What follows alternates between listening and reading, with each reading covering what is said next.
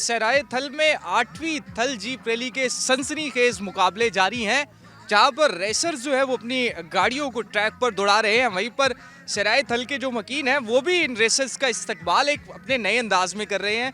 ये तरीकाकार है, एक कपड़ा बिछाया हुआ है और उसी के ऊपर ट्रैक के साथ बैठे हुए अपने बच्चों के साथ, फैमिलीज के साथ ये लोग यहाँ पर आते हैं और हर साल की रिवायत है और अपने ही अंदाज में जो रैली है उसको सेलिब्रेट करते हैं और जो शुरका है उनका इस्तकबाल भी किया जाता है। तो हमारे साथ यहाँ पर मौजूद है यहीं के मकामी लोग मौजूद हैं, इनसे हम बात करते हैं।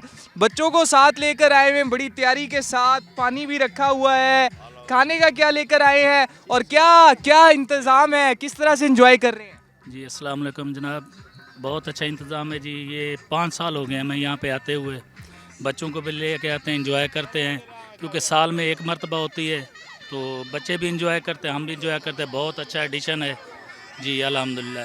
देखिए जी, बच्चे भी इंजॉय करते हैं, सब लोग इंजॉय कर रहे हैं। थोड़ा सा इस सहरा के हवाले से हम आपको बताएं, थल का सहरा गर्म सहरा है, गर्म रेत है, लेकिन इन्होंने एक ऐसी जगह तलाश की है, सायादार जगह। ये एक छोटा सा एक दरख्त आपको नज़र आ रहा होगा, इसकी ये छाँव है और इसी के ऊपर ये इन्होंने कपड़ा बिछाया हुआ है और कपड़े के ऊपर बैठे हुए हैं। और लेकिन इस जगह को, इस रेत के हवाले से बात करें, क्योंकि ये साए में रेत मौजूद है तो ठंडी हो चुकी है, रेत मुकम्मल तौर पर ठंडी है और अगर ये थोड़ा सा धूप में जाए तो ये गर्म रेत होगी, तपती हुई रेत होगी।